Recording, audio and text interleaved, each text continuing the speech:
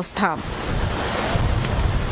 সব মিলিয়ে জটিল পরিস্থিতিতে রণতরীগুলোয় অবস্থান করছে হাজার হাজার মার্কিন সেনা ও ক্রু। বিভিন্ন গণমাধ্যম বলছে প্রয়োজনীয় রসদ পৌঁছানো যাচ্ছে না যুদ্ধজাহাজগুলোয়। এরই মধ্যে ইউএস টুডের বিস্ফোরক প্রতিবেদন।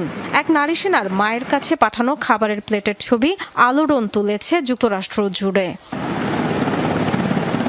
সামান্য খাবার, তাও নিম্নমানের, যা কখনোই যুদ্ধরত কোনো সেনার উপযোগী হতে পারে না।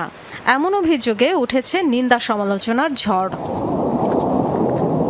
কেবল তাই নয়, ইউএস টুডের প্রতিবেদন বলছে মধ্যপ্রাচ্যে চলমান উত্তেজনায় বেশ কিছুদিন ধরেই বন্ধ রণতরীগুলোর ডাক বা কেয়ার প্যাকেজ পরিষেবা।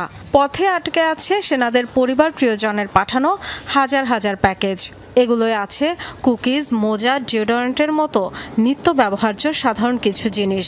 তবে যুদ্ধক্ষেত্রে থাকা সেনাদের জন্য তা বড় মানসিক সমর্থন। অবশ্য এসব অভিযোগ